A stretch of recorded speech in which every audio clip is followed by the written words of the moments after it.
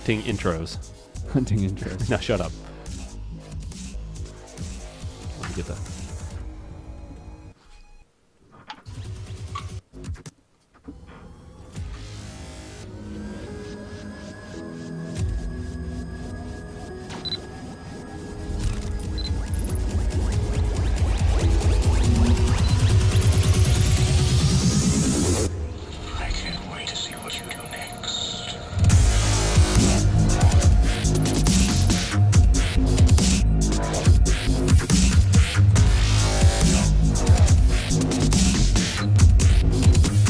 Hello and welcome to Beyond the Rift. Oh God! I'm your host, Whoa, shit! Why are we blurry? Wait, because we're out of focus. Oh my God! It's gone. Oh, the humanity! What happened to my focus? I am a blurry, ghosty zombie. As you may have noticed, focus has been removed from all things in Smite, but it seems like we should bring it back to the show. So we just for this, just for tonight. Yes, just for tonight. DryBear is not amused. So I've been brewing that one up all week. Thank you. Yes. That was just brilliant. Thank you. Yes, it was. Thanks. Yes. Thanks for ruining it too. It was awesome. I was all thinking my speech up before I went into that, and you just ruined it. And it's Valentine's Day. It is Valentine's Day. And there's a Day. huge patch. And it's a reason to celebrate, everybody, because after 9 long months, DeamonMachine is not pregnant. But something major did happen. He finally hit level 30. So cheers, Demon. Level 30 with the rest of us. Now you can play ranked. I could play ranked before they changed it. Do you really from even want to 15. play ranked? No, I that don't. was good. All right, I'm good now. So after derailing that, So, what do we have after for derailing tonight? that- What do we have for our show Would you tonight? let me finish? No. All right, I'm your host, DeamonMachine. This is my obnoxious co-host, Revel. We are joined by What's up, DryBear from DryBear Gaming. DryBear Gamers. Games. Because he is a plural person. He is a man and a bear. Yes. And then, of course, we have PonPon from Curse Gaming. Woo! Hello. Yay for them getting picked up by Curse. How does I that make know. you feel, So sir? awesome. It's still kind of unreal that Curse picked us up. That's the kind of stuff I watch on leaks. I'm like, man, Curse Boy, that must be crazy. And then now I'm Curse PonPon. So it's really exciting stuff, and hopefully it brings a lot to the competitive community. I hope so. think it will bring lots of streaming and lots of cursing. You definitely deserve it, though. Your whole team did. Thank you. Completely deserved. The theme of today is horrible jokes. If you have them, please use them. All right. So we'll get on to something productive here in a minute. DryBear is awesome. We He did haven't- a great job doing the casting for our tournament. He And did. He And casted My My Revenge. Revenge. And My Revenge. He was is amazing. Awesome. And look at those cheekbones. My God, that my jawbone. God. They're just, it's so square. It Gee, makes me so- like so he you know was what's gonna carved hap- out of marble. You know what's gonna happen? Yes. He's gonna be up there casting this like big tournament. He's gonna have like these Oh. booth babes on either side of him. And he's just being going and going, and everyone's just gonna be like, oh. I can see it now. We Wait, can I arrange know that. exactly what image DryBear always reminds me of. Oh God. Oh my God, I Oh, have to man. find it. Okay, Where is it? okay, Where is it? so I while gotta find Demon it. is running through all whatever he's looking for, we have a fairly giant patch, but not really at the same time. Whole new god, Neith, awesome, interesting, frustrating to play against. That ranged, Okay, I do want to make a Action. statement that my 9-year-old, he was playing Neith today in an arena, and at like 15 minutes he was 7-0. Nice. Well, your I mean- 9-year-old is OP, so that's all He was, and then the game crashed, and so then he got in another game and he went like 0-6, and so he got so mad. He's like, the game hates me. It was kind of adorable. So Typical PonPon. MOBA reaction. Yes, Yes. it's exactly right. Anger! It's everyone else's fault! Exactly. He's growing up to be quite the mobile player. Yes. So PonPon, new god, Neith. What do you think? What is your thoughts? You Oh, are the awesome she- people here, right? She feels like she's gonna be really strong middle lane. She has safe clear. She has safe like knockback, a heal, and then just like global presence without ever having to leave the lane. And she can clear all the jungle camps next to her pretty much instantly. She seems. Oh God! Oh, you just fell. Falling cat. She seems really good, and really strong, and really fun to play. She's like my favorite god right now. Nice. Nice. So what is your favorite part about her? Is it the whole kit, or is there some particular synergy that she has that you really like? Barring the... I like her ultimate. It just feels really fun when you use it properly, but the main reason she's my favorite is her victory screen. Oh, yes. I love her victory screen. That is so good. Hi-Res needs to go back and do that for all of them. Like everyone. Yeah. Yeah. Okay, now I finally found it. Here is what DryBear's face reminds me of. I can't believe you're Oh going to do no. this. I'm waiting for late to see it on stream. Come on, Oh, is it not? Man. It's not like identical. Just laboratory, really? That is exactly what DryBear reminds me of. Come on now. I mean, he's even looking at himself, and it's worse. No way. Your face is pretty square. Oh, it's the wrong direction. Oh wow. I haven't seen Dexter's Laboratory in so long. I know, right? Oh, I know. Go back and watch that. There you go. Now you guys can Yeah, I saw it the other day. It was on like Nickelodeon for some reason. I was like, woo! You know, I'm like 12 again. So anyway, see. Yep. So much has changed in Yes. 15 years. Or so however anybody long. who thinks of DryBear will now think of Dexter's Laboratory. Yes. Good man. They think a lot of things. Oh, do they? That's a Like for some reason, at some point, I was making YouTube videos, and someone started a rumor that I had a fetish for koalas or something, and that spread for like 2 months. Like, I don't get where this comes from. Wait. It's just so- Wait, you have a fetish for koalas? I guess they're like, it's like people would just ask me, "Is it true you just had this thing for koalas?" And I was just like, "Sure, You've now let's opened go with yourself that. back up to that entirely. I'm okay with that. I'm immune to hate." It's I am the immune to it. equivalent of people linking PonPonWeiWei to me. They're making me sad. So my name reminds them of that. Well, you just opened yourself up to that too. It's already happening, so it's not like they could make it any worse. So, back on topic. Pon, what was your favorite particular skill? It's definitely the ultimate. The ultimate just feels really satisfying when you use it right. Yes, it See does. that person like running off the map at like no health, you're just like, nope, dead. Yes. You get a free pick. It is I nice. love that. Now, is it, from your experience, is it harder to hit people that are, 2 lanes over, if you're in left and they're in right? Does it make it difficult to lock onto them? The only time it ever makes it difficult is when you're trying to figure out if they're actually low enough for you to ult, like if they're having like a skirmish with your far right lane, because all the health bars just stack. Mm-hmm. But other than that, it's not that difficult. Like you're supposed to have that map awareness anyway, so as long as you have just general map awareness, it shouldn't be any more difficult. Cool. So it's just one of those things. The only time it gets really irritating is when they just kind of zigzag in front of each other. Yeah, And so you're sometimes just like that can happen. locking, can't lock, locking, can't lock. Damn it. Stop Yeah, moving. pretty much. It's more that like when you shoot at the right lane, especially if they're already on top of each other, it's so apparent that you're about to get ulted because it has a giant symbol that comes up. Yeah. That if they're already zigzagging in front of each other, they're just gonna walk, like they're gonna block it. So One thing I did see today when I was playing, and I don't know if it was just like a happy coincidence or something messed up, but I shot it at Thor, who was ulting, like he was in the spin up of Anvil of Dawn, and then he went up in the air and it sat. Like it didn't hit him, it just stood in front of him and looked at him, and then when he landed, it chased him and hit him. wait, what? Like I shot it went before he went up in the air, and it just stood in front of him, like it just stopped and looked at him, and then he flew up in the air, and then when he landed, it chased him and hit him. Like I don't know if did that's you get like the a video thing. of Maybe this? there's something some interaction with the Thor ultimate there, but it just I don't know. It didn't kill him. I probably would have put it up on my channel if it did, but You should have put it up on your channel anyway. I'm sure tons of people would love to see it stare at him for a minute and then kill him. So he That's had what happens with Freya. I don't What know. happens with Freya ultimate? I've only played Neith twice, so but I mean it did happen. I mean Freya is because that's weird because Freya's like she's immune to new sources of damage but can still get hit by old sources. So would that still count if it was in flight? I have no idea. There's some ultimates where you're just like, I have no idea how that's gonna interact. You just have to try it.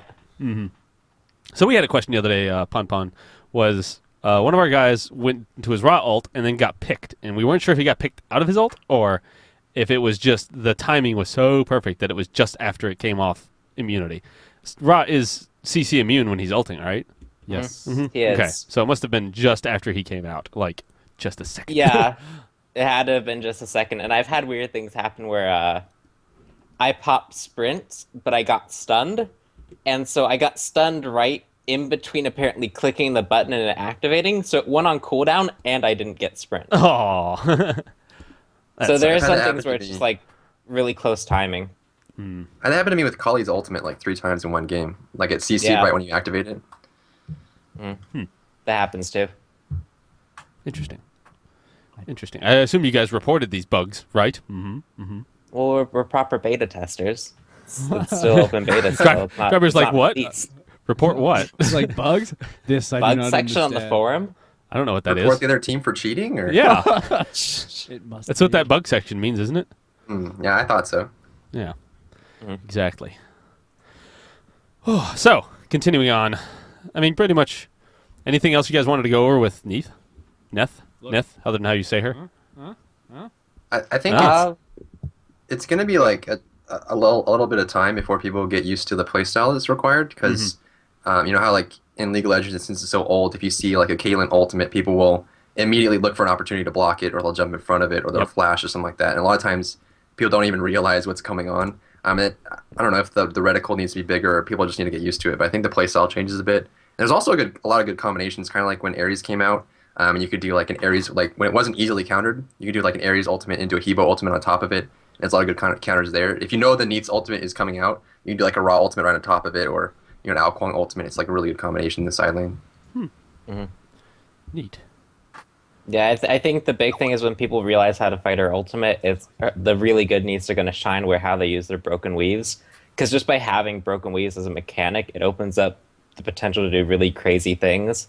You can do double damage with your spirit arrow, and you can do some crazy heals, and it's just once you have those weaves down, you could potentially do a lot. And you need to stop attacking my arm. If anyone's curious what he's talking about, the double damage, if you shoot, the projectile will do a separate source of damage than the broken weave exploding. So if you hit the projectile and the exploded broken weave, then that's what he means by double damage.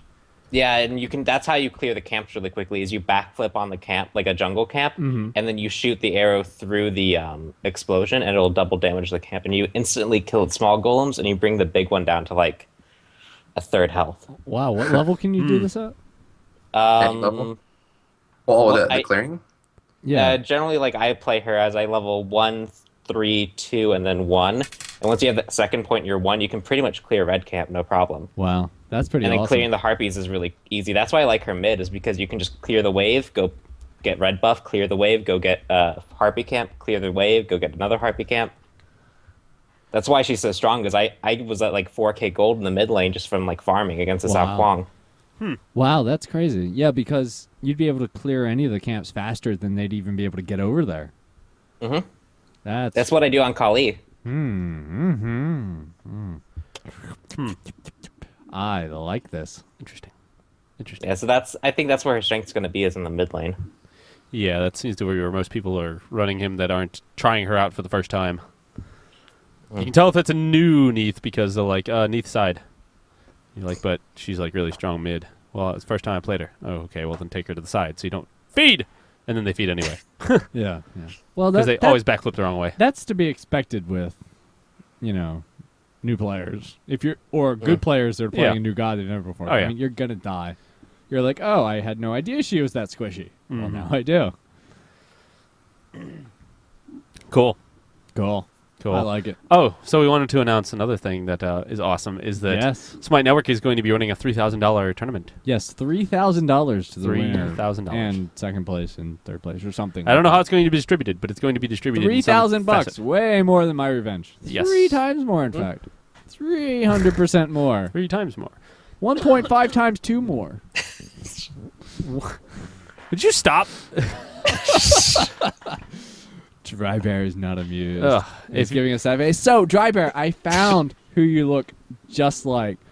Another one? Yeah. I saw the link. Oh, yeah, here. Yeah. So, in case you guys wondering, if you ever watch Chuck, and you watch the first season and second season, the character Bryce Larkin, it looks exactly like him. Wait, is that the guy from White Collar? It might be, yeah. Yeah, it might be. Yeah, that Just resemblance like him. is. It's crazy. So there. imagine DryBear like not in front of a monitor. Yeah, with normal lighting on him. With normal lighting, he'd look just like that. Do you want me to put on a suit? Yeah. Yes. Hell You'll- yeah. You will only cast in a suit now. Go super agent on it. Oh god. You only have to go a suit from the chest up though, so you can Yeah. make a suit and then cut it, so you can feel normal for the rest of the way down. Yeah, I'm sure he'd feel boxers, real yeah. normal. I could just have top end suit and then a bedpan and never stop casting. Yes. Exactly. Oh, what a exactly what we need. wonderful image. Oh, thank you for that one. Yeah. It's perfect. It was much Perfect and appreciated. priceless. Oof. So yeah. So now that the show started off with a bang. Yes, with, a bang! with a- Boom! What? the hell is wrong with you? Nothing. Do your thing with whatever you're clicking on. I'm. That is not it. Whatever that was, that is not That was what it should have 9gag. been. Thank you. The lack of focus. What do you guys think? I guess we'll start with PonPon since you're the pro gamer here. Yeah, you're the one that's What do you think of focus being removed? Do you like it? Do you hate it? Are you indifferent? I like focus being removed. I think it was a good stat. In theory, I know Erez had sent out emails a few months back asking a ton of people what they thought. Mm-hmm. And focus was one of those stats where it was if you implement it poorly, it's just not going to work and tanks are going to be strong. I'm pretty sure I have the email where I said just that, and that's what happened. Yeah. Ymir was the only one who made that big of use of it, and all the other gods who didn't make use of it suffered for it. Yes, suffered substantially for it. And so I think it's good that it was removed, and I think they used this opportunity to try and attempt to balance. So tanks who were making heavy use of focus got essentially nerfed this patch. Yes, they Why did. people who didn't use it much got buffed. So hopefully we'll see some more interesting comps come out. I know we've been running a little bit more interesting comps and scrims, so Yeah. One of gotta love that cat. It's just a tail on Yeah. the screen. That was all it is. DryBear, what do you think? About the focus, I mean, Yeah. exactly what PonPon is saying. I'm on the same page. The thing is, focus if, and the same thing for the stats, and it's kind of weird that they wanted to do them both at the same time, but I mean, both of those, if implemented properly, could be interesting systems, but the thing is, they're kind of moving into new ground as far as, MOBA genres go. So I think as far as Smite goes, it's too big of a project to take on before release. They need to make a steady release, make sure everything's comfortable, working, all the functionalities there. I think they need to focus on putting in more server regions for Australia and certain areas of the world in Europe and Asia, and then just make functionality the main priority before release. And then maybe somewhere down the line, take another look at focus and stats. But to get focus right, I honestly think it would take months and months and months of testing and balancing and changing to make sure that every god has that point where they're okay with a lack of effectiveness on their abilities and they can get focus back up, because it was a mess. It really was. Some characters were a little bit too strong, some characters were a little too weak, and it was just too big of a project for them to start before release. mm-hmm. Yeah, I'll agree. You can see evidence of that by some of the changes they made. And in our chat, we have a lot of people talking to me like, "Oh, this was not a big balance patch. This wasn't a thing." I'm like, "Did you guys read it? Did you see some of the thing?" One I'd like to point out, because it was at the very top of the list, because it starts with A, was Anubis, where his grasping hand slow, instead of being basically useless at the beginning, is now awesome again. So early game, it's actually useful. So I mean, that's a huge change for Anubis early game. So I mean, things like that. It is a good patch, I think. I think one of the hardest things about, as far as being a casual player, is that this patch has more implications than it does direct changes. You look at it and you're like, okay, they're just reverting changes. And you really have to know the original values to know how much it's changing, if they're going beyond the original values or below it. Some of them got changed, Arachne's hook is now 1 second at all levels. Her life drain now doesn't scale off of physical power anymore. So there's small changes, but really it just overall has more implications than direct changes as far as the meta goes and playing the game. And there's some characters where originally they didn't have as much strength early on because of focus. Now they're stronger, and everything's just going to slightly shift, I think. Yeah, everyone's gonna do a little more damage in the beginning. Do a little less in the end. But In some cases.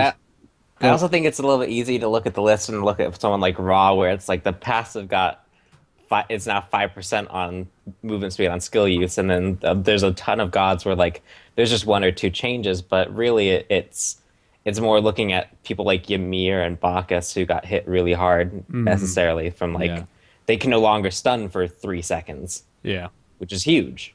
It is. So and it changes what gods are like a priority and what gods are going to be sidelined. So now, I guess give us an example of what a comp was with focus, and then what you would see as the ideal composition these days. Just like a general, you want to go and play and have fun with your friends. What should you get? Yeah, it's been 2 days. An ideal comp with focus would have been like Ymir, Sobek, Bacchus. And with those 3, you could go Thor or Monkey, and then Agni or Ra. And then once you had those gods, you'd be pretty much done. You'd have a ton of CC and a ton of tank ability. Now you can you could drop one of the tanks and bring in another DPS. Like, On Her is really strong.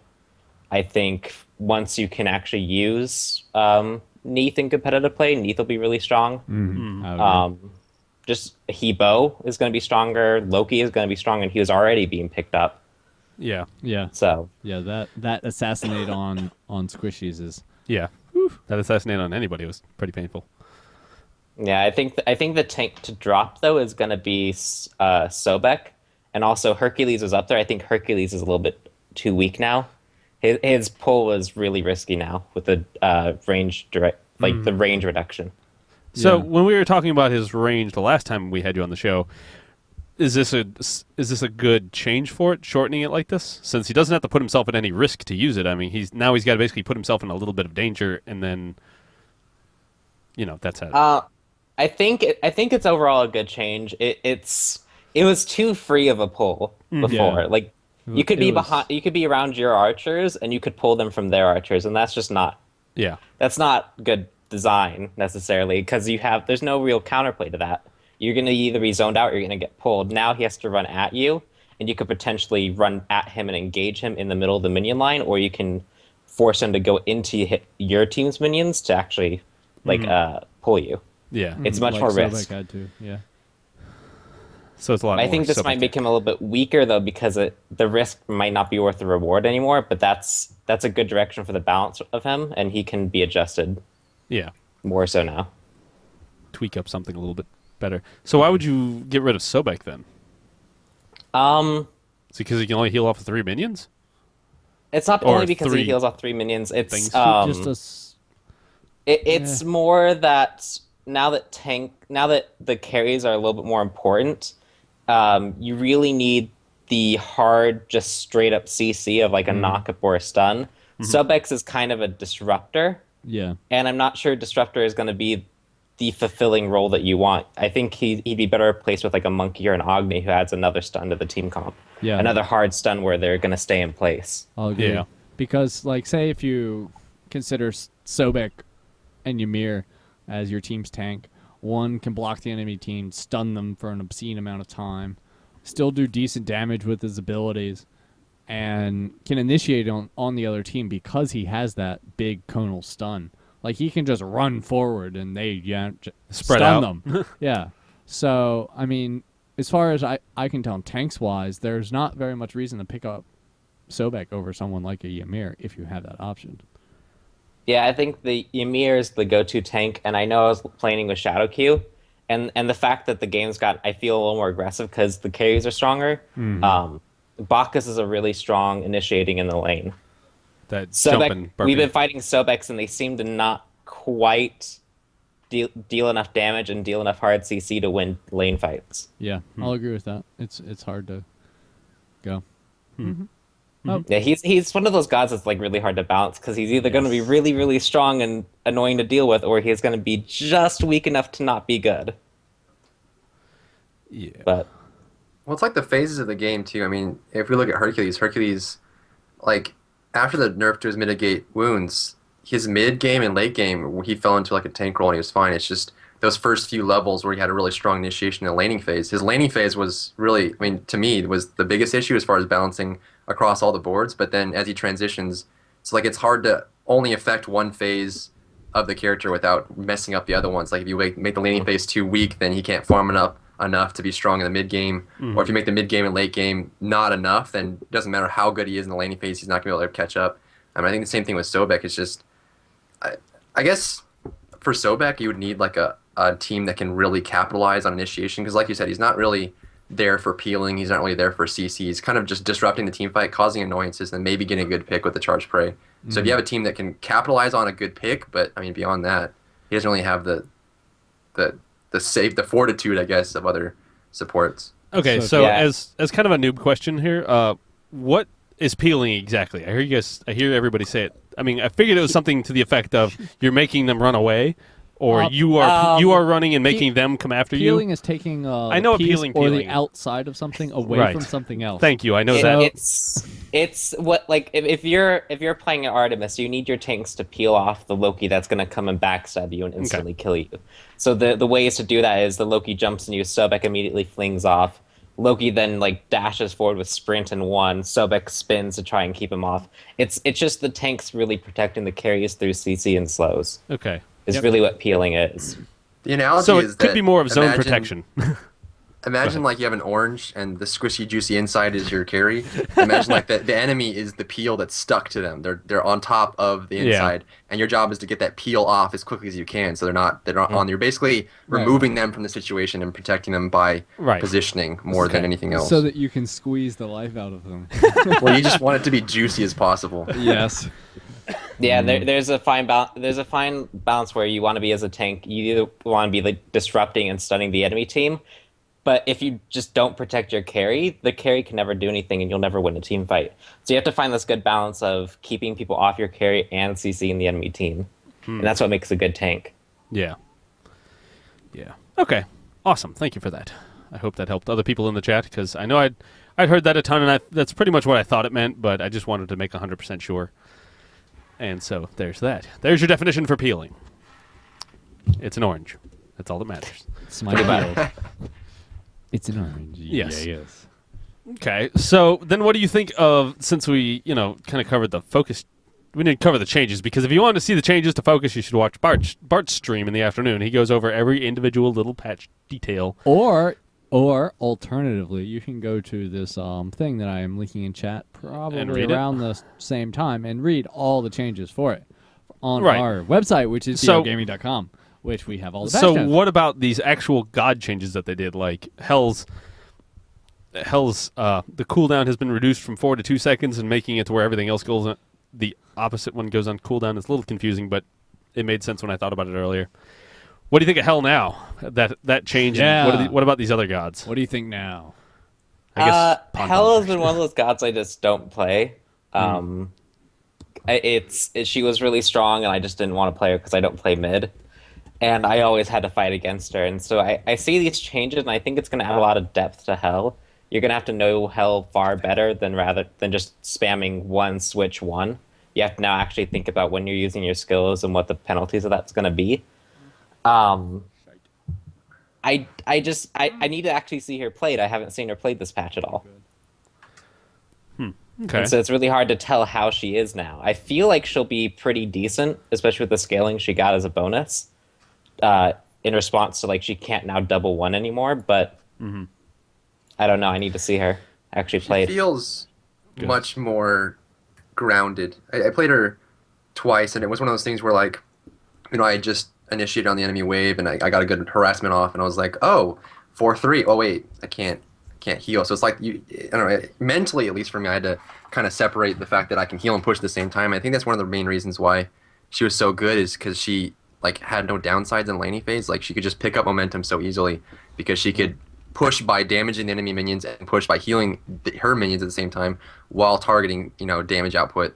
With her 1 and her 3 in Dark Stance, she could easily just clear a wave and then heal up her wave, and just trickle down the tower. It was just so hard. But now, even getting initiated on, like, if you have, like, a strong physical carry in the mid lane, like an Artemis or like a Loki, especially. Loki's very good at killing Hell now, just because either she pushes or she keeps her 3 up to keep herself alive if Loki jumps on her. It's like, and like PonPon said, there's going to come this point where if you're going to play Hell, you have to have this aspect of forethought where you're thinking, what am I going to need in the next 5 to 10 seconds? Because if you look at the cooldowns for each individual ability, we did see, I think, 3 successive nerfs to Hell. First, they added cooldowns to all of her abilities, increased the cooldowns. Then they increased her ultimate from 2 seconds to 4 seconds. Then they reverted it back from 4 seconds to 2 seconds. But we still did keep that excessive cooldown increase. So even if you literally just hit your 3 and then switch stances, your other 3 will be on cooldown for at least 8 to 10 seconds, which is a long time. So it's not even like, oh, I'll just have to wait a few seconds to heal myself up or nuke down a wave. It's literally, I just used my damage and now I can't heal myself. Like there's literally a period where you're in trouble. So I mean, there is this aspect where either you're supporting your team or you're damaging. You have to make that choice. And I think forcing Hell players to make that choice will slow down her momentum pickup in the beginning and also make her a little bit more stable for the other games. And it's like PonPon said, it's just going to be more of an intelligent player requirement than just you jumping around and like, oh, I can heal and remove stuns and all that kind of stuff. She now has 3 abilities like every other magic at a time, not 8, 6. So yeah, it's not just going in. Whoever's got the fastest fingers that can spam all the spells as fast as they can wins. Yeah. Well, it's PonPon with that mania. Yeah. Yes, it is. A lot of people consider her like one of the harder gods because you had to like keep track of 6 skills, but like that's nothing compared to now. Now you're keeping track of 6 skills that share like half cooldowns. I think it's not so much of a I know how to stance. It's more of a I know when to use my spells properly and know when I'm going to need my heal, when I'm going to need my damage. And it's going to separate players from being good at Hell and being great at Hell. Whether Hell is viable or not, I think depends actually largely on Ra and Agni, because right now, Agni got a buff, really. Yep. And his stun. I don't see a reason to pick Hell instead of Ra and Agni still. So I think that's the biggest reason why I haven't seen her played is because Ra and Agni exist right now. Yeah. Is it the thing that makes Agni so much of a buff was his from half second to 1 second stun now? Yeah, that's pretty significant. Yeah. I mean, that's that pretty is- much where he that was is- before they nerfed him.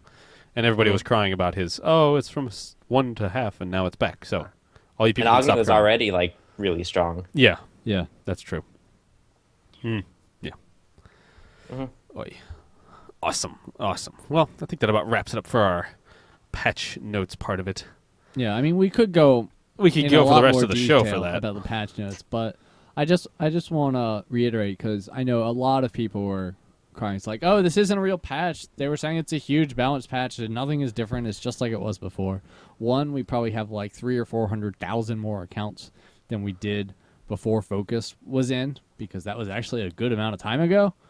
And 2, a lot of stuff got changed, and a lot of gods are going to play a lot differently and going to be a lot stronger. So I'm just going to end that section with that. So Cool. if you don't like it, tell me in chat. So one of our big things that we were wanting to talk about was, of course, Curse picks up PonPon and PCG in that team. So now that you are a sponsored man, is there any details you can tell us, like perks that you can get that you can like spew to the public masses? Spew your perks. Your We perks get and perks. jerseys. I know You that. get jerseys! Excited Sweet. for that. Are you guys going to PAX on the company dime? I know I'm going to PAX, and I'm already Really? making arrangements for a hotel and a flight, and I got a free pass. Nice. But that wasn't from Curse. That was from Cooper, actually. Oh, He nice. sent me a message saying, like, Go Cooper. I can't go. Do you want to go? The only requirement is you have to promise me that you're actually going to go and make use of the ticket. So I'm definitely going. I don't know if Curse would sponsor it because it's not really... I think there's a tournament there, but it's not really a tournament. It's just like a Show casual, tournament? hey, come play Smite Yeah. type thing. Yeah. I know that I might get partnered on Twitch under an agreement that Curse has with Twitch, apparently. Cool. Nice. So I might get partnered, that's actually like a huge perk. Yes, it is. That's one of my like favorite things if that does happen. That's But other than that, the biggest thing we're gonna see is when like the $100,000 tournament comes around, we're gonna get flown out and we're gonna get all the sponsor perks then. Yeah. Get put Until up then, and- we don't really have much. Hell yeah. Okay. I mean, that's a lot of perks right there. Yeah. I mean, It is. it's more like, we keep practicing and we get invited to this tournament. We're definitely going. There's none of Yep. this. Like, one of the big problems we had actually with BLGEU back when they were BLGEU was when that Paris Games Week happened, they qualified, and, Bipolar Method qualified too, but BLGEU got together and they pulled up their money and went, and Bipolar Method, they couldn't raise enough money to go. And so it was one of those things that's like, damn it. this is what you need a sponsor for. Yeah, So. that's knowing that I have the Capability the cushion of traveling. We can get flown out, and we can have like money for traveling. That's huge. That means we don't have to worry about whether we can or can't go to a tournament. It's just we can focus on practicing. Yep. That's awesome. What does everybody else think? Are they all? I'm sure they're all super excited as well. I mean, Man, how the chat, you like, can't wait until you get your jersey and get to stream on on stream with your jersey. That's all like turn around and says Pon, and you're like, yeah. When we were talking about the contract and like looking towards signing it and talking with Curse, like every day in the Skype chat that we have and every day in our Mumble, like we were all like super excited talking about it. And then when like what actually happened, we were all like yelling on it, like, "Yeah, we got the contracts. Awesome. We signed them all." So It's there's a little official, bit of drama official. with we have some minors on the team, Uh-huh. so they had to get parental consent, but That's They got it. they Good got parents. Good parents. Mm-hmm. That'd be depressing if they didn't let him go. Yeah, that Well, So- yeah, they went through and made sure all the contract stuff was good and Yeah. made sure that their son wasn't getting screwed out of anything. But the Nice. contract was really solid. So Yeah, I mean, Curse is a huge company, so they're probably making sure that they don't get screwed out of anything. Is one of the biggest things. So, how old are you, Pon? Are you old enough to drink? He's 12. I'm 20. Oh! I'm 20. So you can't come and hit the bar with us when we go to PAX? Yes, he can. Nope. He can come hit the bar and have a Coke. I can come with you, but I can't get drunk. Are Nope. you kidding me? You were at the Curse after party last time. Yeah, and They didn't care how old you were. They were just like, "What do you want?" that's why we had the lady. 14-year-old kids come up like, The No, really they unfortunate totally thing had- is my birthday is in April, so Nice. about 3 weeks Aw. after PAX I can go. Oh, that sucks. Just give them Yeah. your passport or something that like says what age you are in some language they don't understand, and they'll be like, "Yeah, all right, whatever." Okay. They can still read numbers, and Yeah, that's wouldn't all the that numbers be matters. the same? Not necessarily. They might be in a different order. Okay. Yeah, just put them in. What day is it in April? Because it can, that can work in your favor. If it's like, Yeah, 2, yeah, because 5. because the date will be in the opposite direction. It's the 18th. It's So it'll say 18 and then 18 and 5, and yeah, 5. I feel like I won't get away with it. Knowing Yeah. my luck, I would not get away with it. yes. My family has not had the best luck with underage drinking, so I have tried to stay away from it. Yes, what a hard thing. Yeah. All Well, that I luck live in with Arizona, underage and so like drinking. underage drinking, like any like drinking offense at all is like super hardcore. Eh, So eh. it's weird. It's weird. Yeah, it is. I agree. I agree. It What is about so DryBear? You're old enough to drink, right? I'm 14. Yeah, No, I'm duh. 23. Yeah, I'm old enough to drink. Dude, Okay, DryBear's good. old enough to act in the movies. Yes, he's You, old enough you to act saw in the that movies. picture. He's old enough to be Dexter's Laboratory in a Yeah. grown-up fashion. You know what bothers me though is you're golf fans, right? You know Rory McIlroy. Sure. I do not He- specifically. He's but the same exact age as me, and he has my first name's Rory, so he has the same name as me, he's same age as me, but he's playing in the Masters and making tons of money. Oh yeah. My friend who follows golf just reminds me of that all the time. It's like, this guy, he's your same age Yeah. and weighs way more than you. Yeah, I mean, He's that's what I- famous, and that's he what has I all the s- women, and you have an apartment with a dog. He's got a very nice dog. He's Yeah. got an Australian Shepherd, right? Yep. Yep. See, it looks like Drama doesn't. Yeah. Yeah. Only healthy. Yeah. Well, she's got If I more could fur. actually have a house, I would totally get a dog. What kind of dog would you want? Because I live in an apartment. What kind of dog would you want to Yeah, get? what kind of dog? I would want to get an English Mastiff, but that's I grew up with an English Mastiff, Yeah. so that's why. Did you ride him But- around the house too? Yeah, actually. I was young enough at the time that I wasn't like super tall yet, and so I could actually ride him around the house.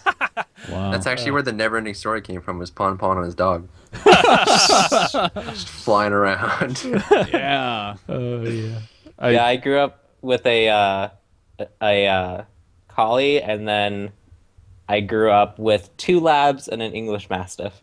He grew up with a collie. That's why he's so good at Yeah, this that's why he's so good at this game. game. Jeez.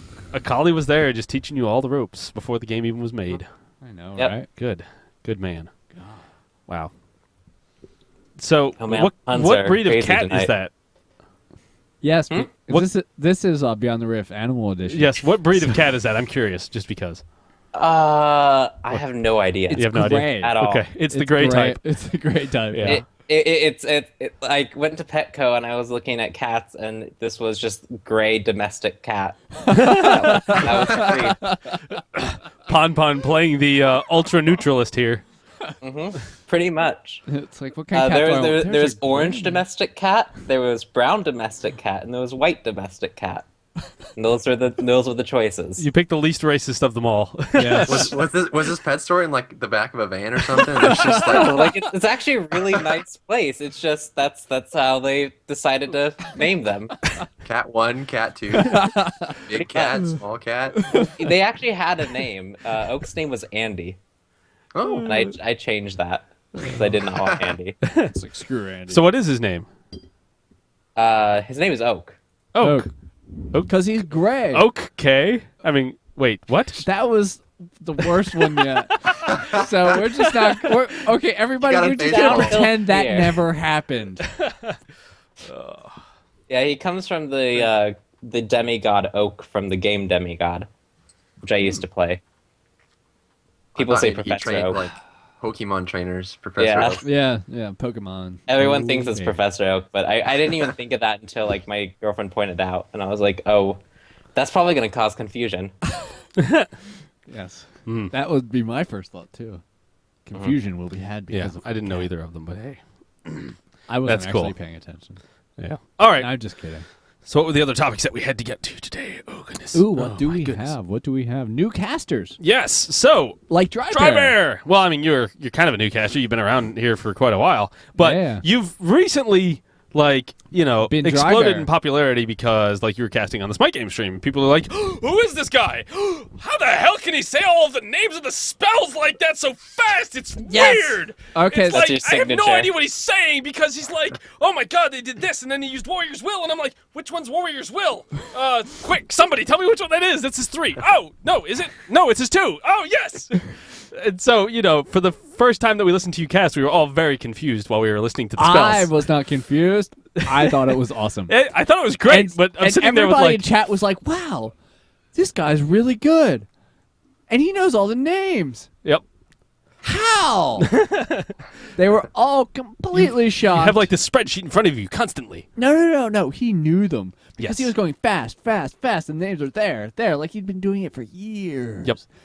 I don't even know Years. Kali's spell names. I just know them as 1, 2, 3, 4. Quick, Yeah. rattle them off. I don't- What are Kali's spell names? I On don't. the spot. Colleen never gets played. I think it's blood. It's blood rage. Blood lash is the cone, and then I don't even know. Frenzy is the ultimate. Mm-hmm. I think she never gets Siphon is played, the so I don't know. three. Siphon, I think, is the third Siphon. one. Siphon is it Siphon Life or just Siphon? I don't know her passive I don't name. remember.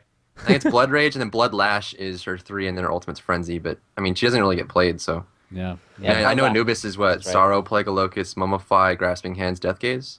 Yes. Yeah, there you On go. her is Cripple, Shifting Sands, Impale, Disperse, and then Desert Fury.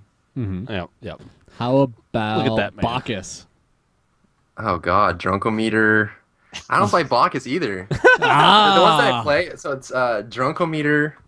1 is Chug, 2 is Belly Flop, 3 is Belch the Gods, and Ultimate is Intoxicate. there you go. Wow. Yes. Cheers. He Like a can do boss. this all day Like long. a sir. So I know. you tell us where you came from, where you got started, and Yeah, all where that did good you stuff. come from? Where did you come from? I mean, it's like, to be honest, like I'm mostly, I don't usually watch YouTube at all, like where it comes to Smite stuff. I usually just troll the streams all the time. And so it's like, Demon's we a troll. saw one day this guy, DryBear, started streaming. He's got like 150 viewers, and we're like, where did this guy come from? And so, we were thinking, oh, it's got to be a guy from another stream or something like, like he streams Minecraft or something like that, and he's just playing for this first time. And they're like, no, he's totally been in this forever. Why haven't I heard of him? That kind of thing. And so, do explain. Yes, where did you Well, come from? I started in July, like right after. So I started. My first MOBA was Heroes of Newerth, and I played that for a couple of years. And I played LoL and I played Dota 2 around the first international. Then I was just bored at the beginning of the summer, and I heard of Smite. Someone said Smite. And I saw like a pop up somewhere on like the League of Legends website. It was like, Smite, be a god. And I was like, I want to be a god. So I bought the $8 gems, and then I started playing it. And I thought I had a lot of fun with it. And so what I did is I was just like really bored. It was like the first summer I'd had off in like 8 years. Like I usually do, summer school. I work like 1 or 2 jobs or whatever. Since I had been working so hard for so long, I kind of had that momentum. So I was like, I got to do something. So I just made a guide for Smite. And surprisingly enough, since I didn't know anything about video editing or YouTube or anything like that, it took me like 30 to 35 hours for my first Zeus guide. It took a long time. And then I put it up, and I put it up on Reddit, and it got like 50 upvotes. And I was like, this is awesome. I was like, this is garbage. What are you talking about? And so I kept making videos. I made 2 or 3 guides, and I did my first commentary, and for some reason people just started liking it. And surprisingly enough, after a while I started liking it, so I just started making more and more videos. And then I don't know, it seemed like it was a viable option. I saw a lot of people that were making supplemental income off of YouTube at least. So if it didn't really pan out for anything, I would have my full-time job when I got out of school, but then I'd make one video every other day or something like that and have some supplemental income. So I wasn't really taking it too seriously until like 4 or 5 months in. I got approached by like 5 or 6 partnerships on YouTube, and I ended up signing with Machinima, and it just started kind of picking up speed. And I'm like one of those people where if I do something, I like to do it right, and I like to I have a really sharp eye for detail, and I'm very like OCD. I don't know if you saw me like fix one of my blinds was messed up when we started, and I fixed it in the beginning. I'm just like that. And so what I would do to, like, if you die late game, you're down for like 70, 90 seconds in the commentary. So what I would do is I would just like cast what my teammates were doing, and I had no experience in casting. I never casted before. I've always been able to talk fast and rattle off, but I had no experience in that. So I would just do it, and then after a couple months of doing that, my fans started saying, "Dude, you should cast. Like, we like your casting. You should cast." So I think, and I had no idea that there was that big of a separation between YouTube and Twitch, because I thought, I was like watching, because I watched you guys for a long time, watch PonPon stream, I watched Lassus, and like all the big people, and I was just like always big fans of all, and I would talk in chat, but no one really knew who I was. And then like literally the second I go onto Twitch, all of a sudden it's like, dude, there's a guy named DryBear. Where did he? But it's just like there's just huge, rift, pun unintended there. There's a big rift between YouTube and Twitch, where like only people watch Twitch or only people watch YouTube, and there's like this small overlap in the middle where people watch both. So as soon as I went to Twitch, all my fans followed me, and I guess like right there, it was just like all history. I got approached by Alisai. Alisai brought me on a Smitecast, and I did my first tournament there. And then it was kind of like serendipity where Lionheart and Bart couldn't do the My Revenge. So like I was already on the Smite game channel, so I went ahead and did that. And so I guess that was like my big coming out party once I did the My Revenge tournament, because that was the more serious one that everyone was watching. And beyond that, I mean, I've always had a knack for remembering things, and that's why I know the skill names. And one of the big things too is every time I do a commentary, and I have like 50 or 60 hours of commentary on YouTube already. And every time I do a commentary, I'll list off the ability names and what they do in the beginning, because I know Smite's new, and some people who have never played the god before would want to know what the god does. So I always did that. And after a while, the ability names started sticking in my head, and I started using them while I was casting, because I mean, like I said, sometimes I get like really engrossed in things that I do. So I would watch like just hours and hours of all the big casters, like like the Honcast casters, the Dota casters, all the LoL casters, and I noticed that they do certain things to fill spaces, do certain things to extrapolate or intensify certain situations, and also the fact that they know the game so well that they can use the abilities in specific situations. So I figured I may as well capitalize on the fact that I already know the ability names and make that kind of a turning point. So I mean, it was a lot of lucky situations, and I owe a lot of opportunities to the people that helped me get here, like BL Gaming and Alisite, and especially talking to Bart and all that kind of stuff. Yeah. I mean, I think you earned your way to where you are now. Yeah, and to where you will definitely be in the future. So, Yeah, you definitely put in the time. It's just it was in a spot that, like you said, there's not a whole lot of overlap between Twitch and YouTube. And if the people don't watch YouTube, and they're only on Twitch, then all the like. It seems like the community kind of intermingles. The Twitch community intermingles in Twitch, and the YouTube community intermingles in YouTube, and so there's not like a whole lot of overlap. And so now that its overlap has happened, people are like, "Oh my God, YouTube has Smite!" Well, that's the awesome part too. Yeah. It's just the back and forth. And I think the biggest thing for me is I knew starting out that streaming was more of a time commitment, because if you're going to start streaming, especially with no background, you have to be consistent. So if you're not Yep. streaming on a schedule, or you're not streaming, on certain, at least a few times a week, or something that's reliable where people who like you can return for another time. And I didn't really have the time because I was working, 2 jobs and I was going to school full time. Ouch. So I mean, the easiest thing for me was YouTube. I could just hop on, record one game, took me an hour. I could throw it up on YouTube and I'd be done for the day. I would, or at least record 2 games. I could take 2 days off. So that was like, as far as time constraints go, YouTube was a lot easier to get started. And then as soon as I started on Twitch, I mean, I guess that was the biggest shock, is I brought all my YouTube fans over and it was like, oh, he has viewers. Wow. Nice. Nice. So what do you look forward to in the future? What would you like to see yourself doing in Smite, if anything? Winning. Aside from, casting. Like, what is your I don't dream know. Smite thing? It's fascinating because, like, I've been on one path for as long as I can remember, going through, multiple schools and getting, my higher education. What do you the go to school saddest for? part about it is I've been doing YouTube for about 7 months now, and it's becoming more and more the thing I enjoy the most, like, about my day, is just making those YouTube videos and watching the views. And I did a duo commentary with Trendkill, who's a machinima director. I've been streaming and playing with Steve Schwint, who also is very big on YouTube. And I'm starting to meet a lot of people that I never thought that I would end up meeting. Especially like you guys, like PonPon, DeamonMachine, Revel, and then like talking to Lassus, and especially like one of the biggest shocks for me was when I was doing the My Revenge tournament. Like all the pro players like Matty Pocket and Lassus and DryBear were all coming like, oh, it's DryBear. And I was like, what? You know me? That big separation. And I think the coolest part about it is it's not even like work for me anymore. I just enjoy doing it. And that's why, I'll do the 6.5 hour casting of the tournaments and then another one the next day. And I think one of the toughest part about the casting is I'm West Coast, so I get up at 6 a.m. For each tournament, versus East Coast. I don't know. It's one of those things where it keeps me up at night, thinking of guides to make and videos to do, and starting new Let's Plays. And, I'm just, as far as the future goes, I'd like to continue YouTube and, looking for that next big break to make the YouTube even bigger, and then using that to catalyze the Twitch, and then maybe going to shoutcasting if people do enjoy my shoutcasting enough to want me to do it more. But, I'm in it. I'm in it to win it. Nice. Yeah, I think that as of now, most of us who are like, I don't want to use us as in me or anything like that. Us as in you guys who are like the top tiers of the streaming and the YouTubes and stuff, is you guys are just going to ride the wave of Smite up. I mean, you're already at the top of like the viewership, so as the viewers go up, just for Smite in general, it's just going to continue to go up for you guys.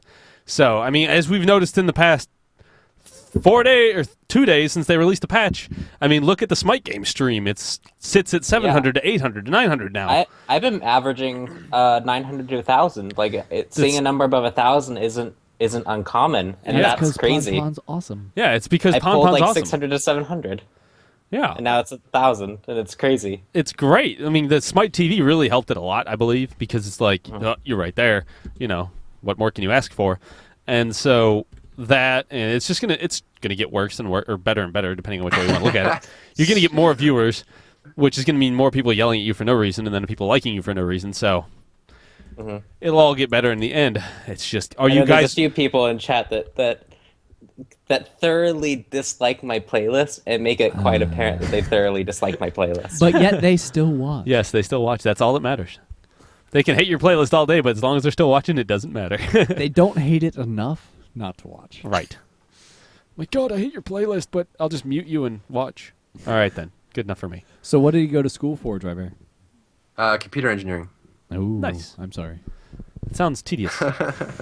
Well, originally I was electrical engineering because I wanted to do hardware and software design, or mostly hardware. But there's just no job market for it, so I switched halfway through to do like half computer science, half electrical. Interesting. So you can build robots. Yes. I built a couple actually. Nice. Nice. Fun stuff. We need more Nice. robots. Yes, we do. So need you more. guys can call us up on Skype. Yep. Perfect.rain. I think And it's if you now have time questions for open phones. DryBear, PonPonWeiWei, Twitch Gaming, or DryBear, or Revel Zero, which is me, or DeamonMachine, which is that guy over there. I don't know who that is. And yeah, give us a call. So I guess we'll run through the so tournaments this weekend real quick before we. While we open are up the waiting for you to phones. call in, we're going to toss the tournaments, and we already have. So this weekend we have coming the My Revenge number 11. 11, right? I got to triple check that. I just wrote up the tournament. It's 11. Thing. Yeah, 11. And of course the casual competitive tournament number 4. So we have My Revenge on Saturday and casually competitive on Sunday. And DryBear, do you know which one you are casting? Both, neither, either? I know Lionheart's back this week, so I'm most likely going to be doing the casual competitive, and then Lionheart Nice. and Bart are going to be doing the My Revenge. So now that you got to cast My Revenge and you got to cast Casually Competitive in the same weekend, which one? I don't want you to ask. I'm not going to ask you to pick favorites, but what is the unique things you've taken away from both of those tournaments? There we go.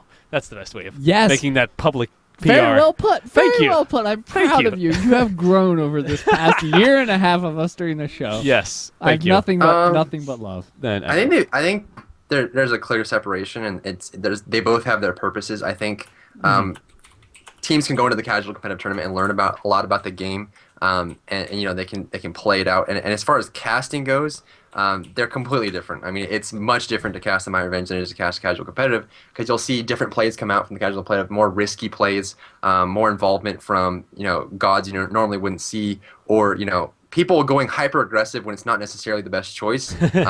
Maybe, I mean, not necessarily because it's just a lack of experience. Where you see the more competitive players would be more careful. Right. So it's like the My Revenge tournaments are more like, it's like razor thin until there's a small advantage, and all of a sudden there's this leap. There's this huge capitalization on one team, and I've noticed that at least for the My Revenge, it's much more fickle. The casual competitors are like back and forth all the time. There's a lot of action going on and a lot of crazy things, but the My Revenge it's like literally you're just watching for that one action. Like it's pretty much even, especially the closer you get to the finals. It's like very, very even. And all of a sudden, it's just that one thing that goes wrong, and all of a sudden now there's this this landslide effect. Whereas the casual competitive is just like all back and forth. Yeah.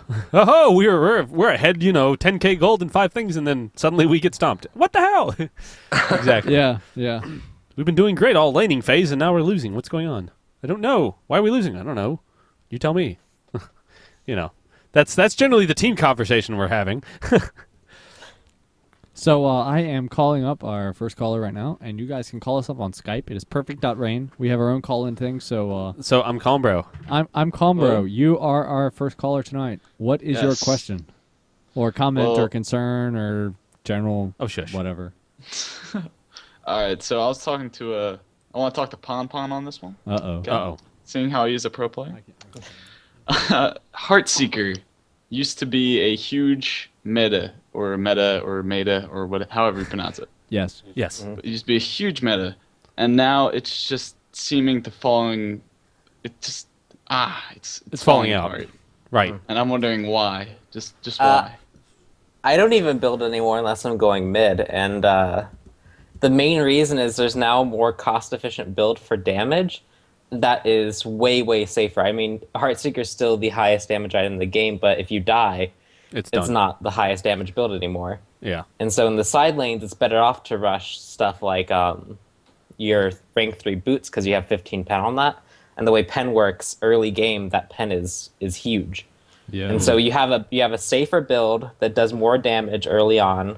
You're not delaying anything like the Void Blade or Devo gloves, and it's just a more favorable build. Okay. In mid though, I would still expect to use it on Kali. I think it also works on Neith. There's a few other gods where you'll still see Doom Orb mid for the same reason. Because you have enough money to justify that purchase, and if you die once, you still probably got enough gold for other items that you're still effective. Oh, my bad. It's just in the side lane, you don't have that same luxury of having an extra 2k gold compared to the rest of the team. Yeah. And so it's better to optimize your build to be safe. Nice. So how would you build an AD? Just the safest build you could build an AD carry right now. Just what would you go? Like for Thor, or for a ranged? Both. For Thor, I would go a really, really safe build would be rank 3 boots, rank 3 Void Blade, rank 3 Devo gloves, and then from there it depends on the enemy team. Okay. But I like going Deathbringer and then 2 tank items, like a Hide of the Nemean and Bulwark, or Hide of the Nemean and something else. So how do you feel about Transcendence on some carries? Is that even semi-viable in any way whatsoever? I haven't messed around with it much. The time I messed around with it was that's the item that does essentially a Sheen proc if you know League. It does an on hit, or you use an ability and your next hit does extra damage. That's Hydra's Lament. Transcendence is the one that gives you damage. Mana.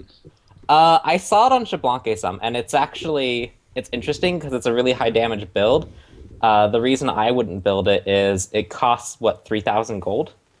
Yeah, it's way too expensive to build as like a first, second, or third item, which is when you need to build it.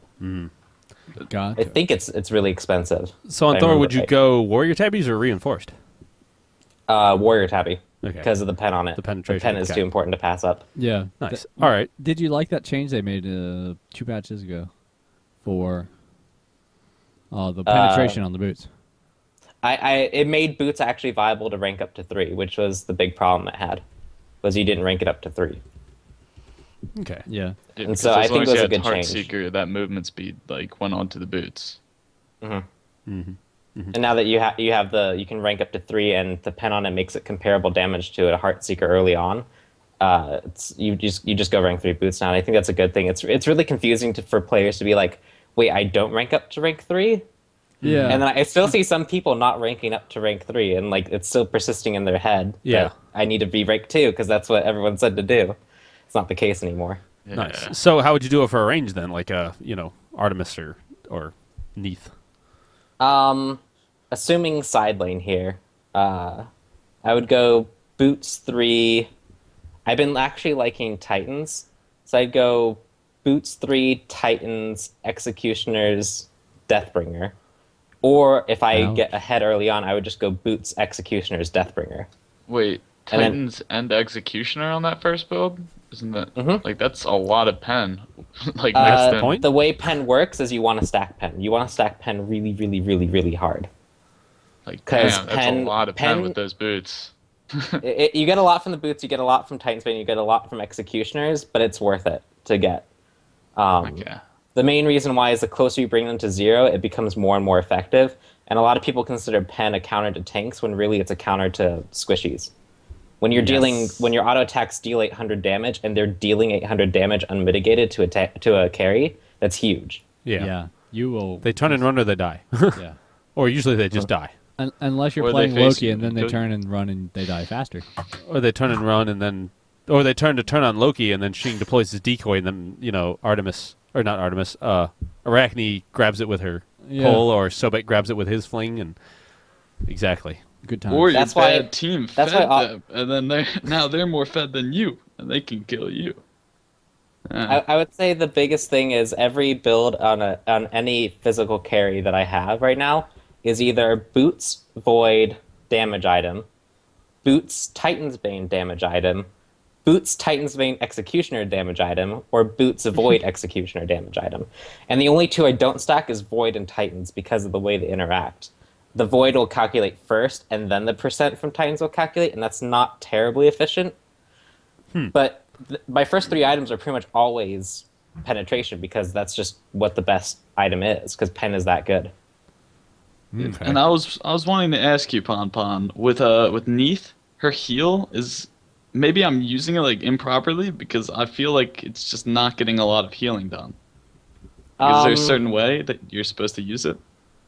It's not meant to burst heal yourself up to full. It's meant more to sustain you. It's a safe sustain tool. So as long as you're not eating obsessive amounts of poke and like your trades aren't going like 600 damage trades every time you trade with the enemy, you should be able to just sustain yourself off. And like you can clear a wave with a 1 and a 2. I think the heal is 2. A 1 and a 2, and then you can go clear the jungle with another 1 and a 2. And so it's as long as you're like spamming it, you can pretty much get away with it. You just need a lot of mana potions. Cool. I start with like 4 mana potions just so I can constantly heal myself.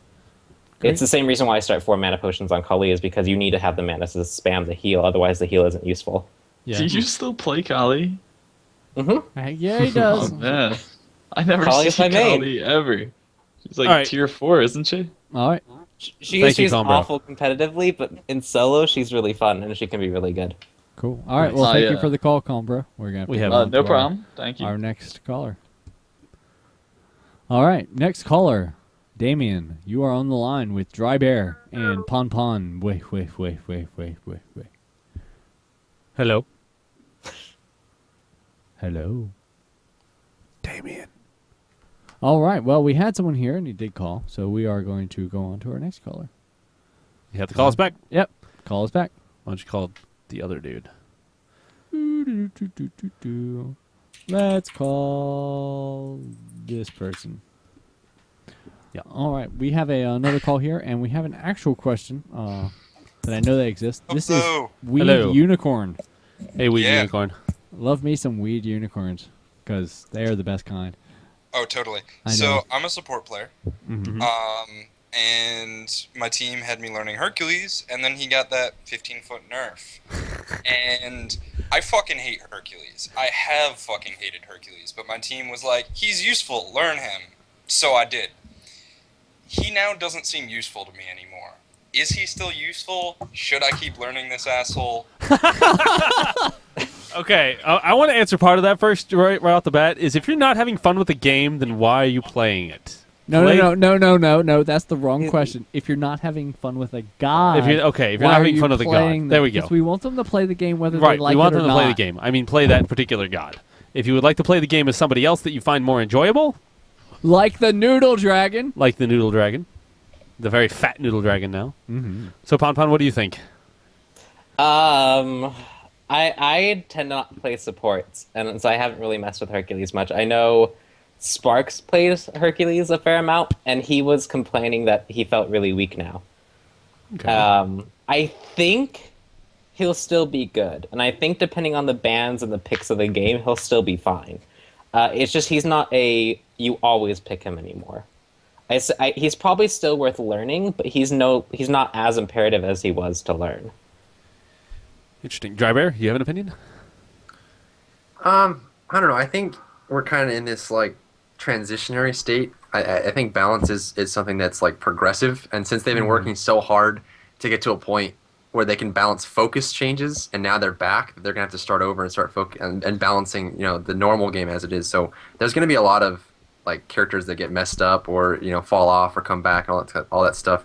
Hercules, I don't know, it was one of those things where everyone was like, why are they taking so long to nerf Hercules? Why are they taking so long? And it's because it was like it was like a puzzle. It's like, how do we do it so it's enough but not too much? Like, it was just so delicate because he was all like, it was just like part of his game was too much, and because of that, that's why he was always picked, because he was so good in the laning phase and then transitioned into a strong mid game, which really set your team up, and that's what supports are supposed to do, is set your team up, get your carried farm, and then transition to good team fights and peel and pick and all that kind of stuff. So Hercules was just so good at it. So they were like, how do we approach this without nerfing him too much? And I think they might. I mean, I don't know. It's hard to look at a change and say, yeah, that was too much or that was too little. We'll have to see how it gets played. He's definitely not, like PonPon said, he's not a sure win anymore. And he might not even be 100% ban worthy anymore either. So we'll see how that works out. But I mean, and again, it depends on the utilization as well. I mean, since it is shorter, that means he could be better in jungle fights where the long range is hard to line up in the lanes and the corners. Maybe it's more, for ganking or anything like that. It definitely affects his laning phase, but I mean, I don't know. I'd have to see how Hercules gets played out in the next week. Yeah, that should be good. All right. And second is Vulcan, another god that I'm trying to learn. And honestly, I'm just not sure what to do with him, I feel like the turrets are a little too easy to kill in a team fight, and I feel like in the case of not a team fight, people just kind of walk away from me and I stop doing anything. I know the strength that we found with Vulcan was if you have a character that traditionally has a weak early game, Vulcan kind of just negates it and goes, hey, you can never engage on us because I'm going to have 2 turrets down, and you're going to have to deal with that before pushing the wave, so we're pretty much safe. Yep. And I know Zap was trying Freya with Vulcan, and they seemed to do well in their lane. Just pushing. But then after the laning phase ended, it was turrets died too quickly, not enough damage could get out, he didn't zone nearly as effectively as he could. Why did we bring him instead of a Ymir? That's pretty much how I looked at it. And I looked at his kit and I was like, I don't know how he's going to fulfill his tank role. He probably felt better as a mage, and he just doesn't. I don't think he brings enough as a tank. I don't know where he fits, and I want him to be good because I like his character design, but I just don't know where he fits. Yeah, I mean, I have the same thing as you can lane him with Extremely all well. sorts of characters, and they can push really hard. He's also really good at tower diving because he'll just throw down his turrets first, and then you can just run in and have your way with him because those turrets count as you to the tower, so that as long as they're down first, the tower attacks the turrets and not you. So That's kind of awesome. But Yeah, it is. Well, question to Kinda bad, too. PonPon. What about like the 2-2-1 split? What if Vulcan was like a hard laner or in a tri lane? That could work. I the reason I would say you run 2-2 or 1-2-2 like a split would be you can take an extra early buff, like you can take the red and blue camp, which is something that would be really strong, and that's like the main benefit is you catch them in off guard, and you also have this extra mid buff control where you're around red and around the heartbeat camps really easily.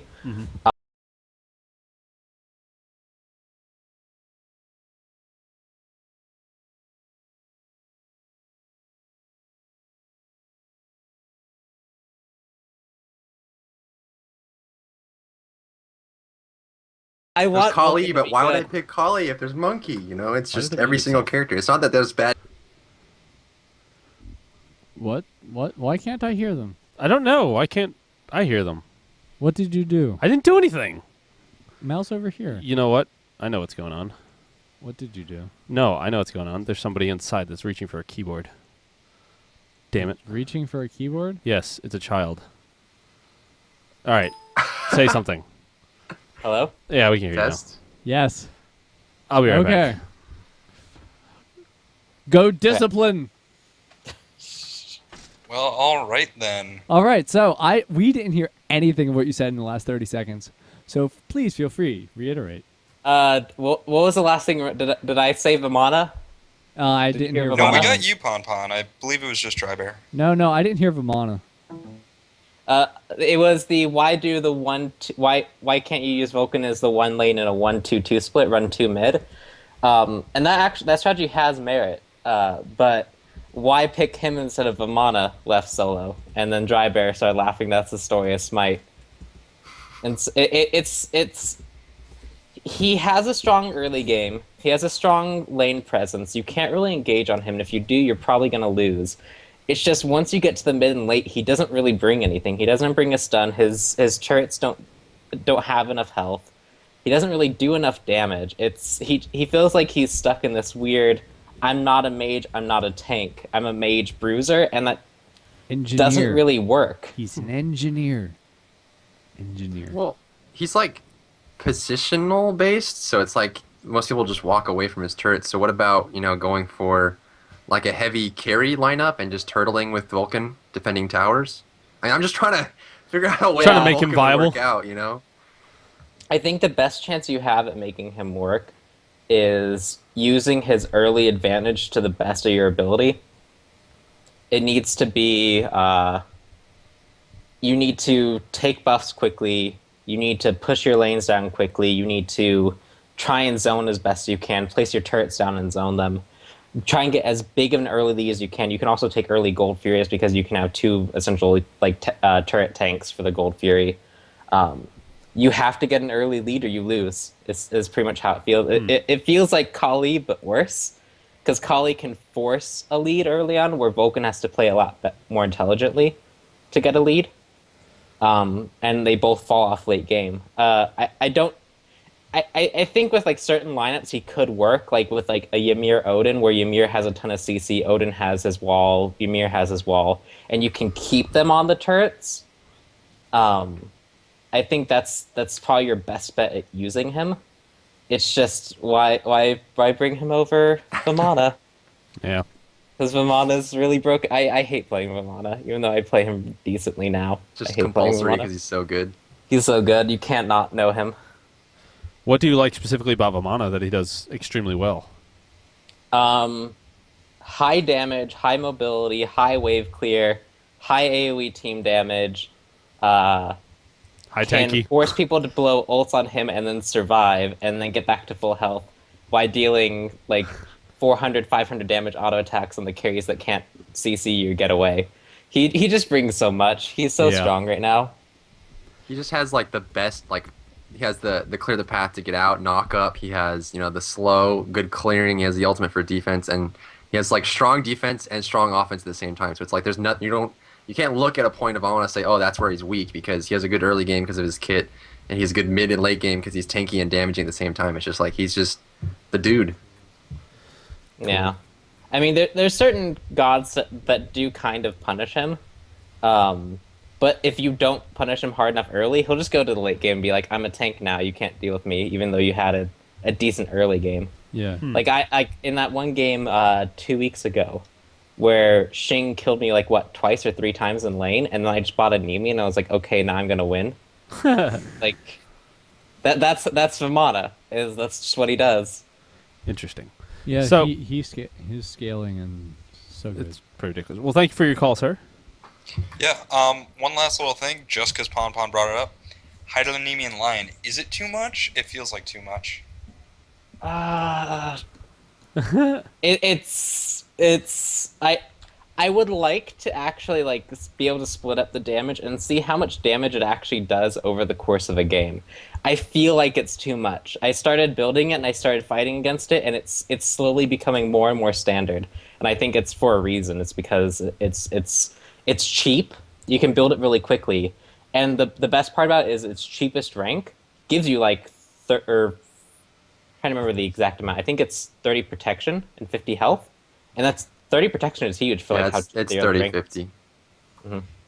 and like later on it's 80 protection and 200 health, and that's huge. If you're having a problem with a Loki, just build Nemean.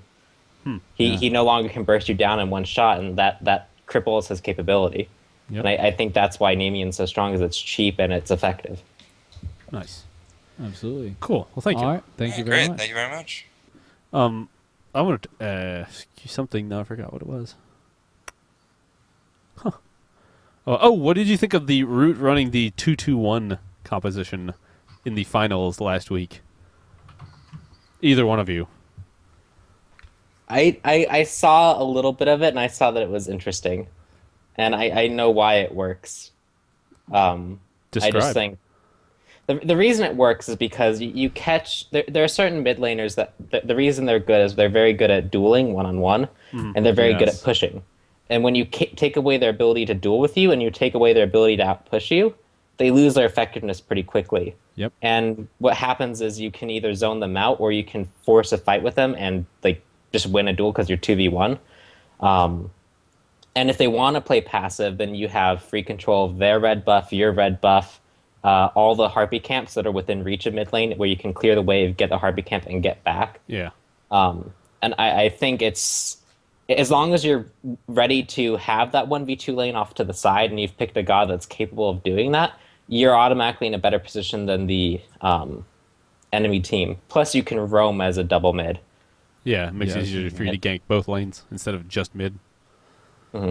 I'm not sure why it isn't more used, and I kind of expect to see it more often, but there's a reason that it is so effective. The problem is you are putting another person in your lane that's 1v2, and that can go south really quickly. Having like a side lane that's 1v2 where you have the speed, cooldown, and blue right there, you can't really contest any of those, and those are pretty big buffs, and that can snowball really, really quickly. Yeah, it can. All right, we have another caller on the line. Dylan, you are on Beyond the Rift. What is your question? Okay, I just wanted to preface this like before two things. One, DryBear, I've been kind of watching you for a while now, so it's kind of cool that I got to play some games with you. And PonPon, you are absolutely insane at the keyboard game. I don't think I could ever play that fast. And my first question for DryBear is, I've been playing a lot of Smite, and it's just I've noticed it's like a really kind of tanky meta. Like right now, like you're always going to need 2 or 3 tanks in your team if you actually want to be able to do well or just win out the game in the end if it's a close game. So what do you think it's going to take to stop that, or just make it to where it's more even with kind of like squish your gods and then super tanky or bruiser gods? It's going to take something like substantial to push it over the edge, whether that be, adjustment to items, adjustment to certain gods, adjustment to the meta, or someone coming up with a more clever strategy. I mean, it's one of those things where it's just like you're just waiting for someone to figure out something that's awesome. And one of the biggest things too is, like we were just talking about Vimana, the fact that he can deal damage and take damage at the same time, which means even if your supports are peeling for your physical carries, they're still not safe. So it's one of those things that regardless, the physical carries are there to do burst damage, to burn down someone. They're low defense but high offense. So if they catch someone, they can burn them down. But once they're going up against full tanks, they don't have that damage out. It's kind of like the brawler effect where they do enough damage to kill you, and absorb enough damage for you not to kill them. So I mean, I think it's just going to take either some item adjustments. I mean, we were just talking about the higher than Nemean line, which is a little bit too much. Maybe putting more cost in it, or maybe reducing down the physical protection on it, or maybe some of the percentages. But either someone's got to come up with something clever, or we're just going to need some kind of adjustment, or maybe even after the adjustments to focus, we'll see how this adjusts in the next few weeks, just because of the focus being reverted. Yeah, because I kind of noticed I was playing a game with you and PonPon. It was actually really fun because I just went as Hades, and I mean I would just get a blight on everyone, throw down my 3 out of heal up, and then I'd just be great. And I mean I'd back up to like almost full health, and then I could go in and team fight with you guys, and I mean I could just pop out, do that again, come back in with like over half health. So it was just really easy to sit there and just constantly come back and team fight and just sustain everyone. Yeah, tanks right now, especially Hades. Hades has gotten a lot more play lately, and for good reason. That's the big thing with tanks, especially once you get a fire giant, is tanks have so much regen or innate survivability. They can go in and out of fights freely, while a carry doesn't have that same luxury. If I drop to 500 health on Thor, I probably can't go back in. But if I go to the same percentage on a tank, I probably am fine. Yeah. Yeah. Yeah, And and, then- everybody will try and focus you because they think you're an easy kill, which is probably true.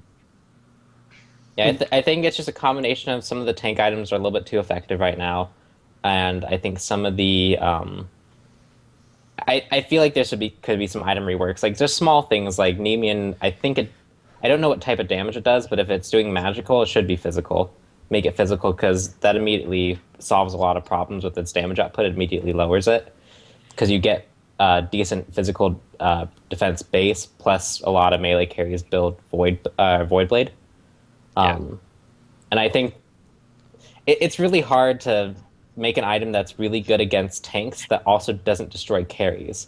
Like Chains Blade, people like, get Chains Blade for tanks. No, it's better on carries because you're probably dealing close to true damage on that passive proc anyway. Tanks have just too much armor. I think it's a problem with armor and health are too easy to get, item-wise.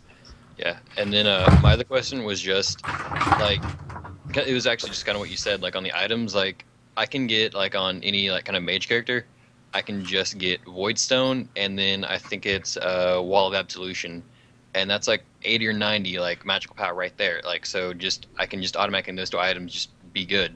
Because, I mean, as a tank, you're automatically giving out just good damage with those. So, I mean, do you think it's just more of an item problem that they just really need to work that? Because I don't see the overpoweredness in the gods, because every god's got his weakness. You just have to just do it right. Yeah, I think a lot of it was items, especially with the focus change that happened. When focus happened, tanks immediately became good. You had tons of crazy items. Like, I think Mystical Mark had to go through 2 nerfs, and it's still a really viable pick. It's just, early on, there's no more effective item combination than health and armor. And the fact that you can get them both at the same time, I think, is a big problem. I think items should be almost more like Nemean. I think Nemean should have less health on it and about the same armor. And I think you should have items like Bulwark be just health.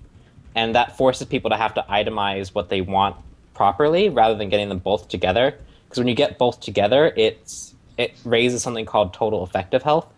And when they're brought up together, that's the most optimal way you can build a tank. If you're forced to have to choose health first and then a defensive stat, you've immediately made tanks weaker, and you make tanks have to think about their choices. I think that might be a good direction to go. Yeah. So if you have somebody that's building a whole lot of penetration, can you just build health instead of straight up defense, and that will make your survivability longer because they're having to actually burst down your health instead of your just shredding your armor?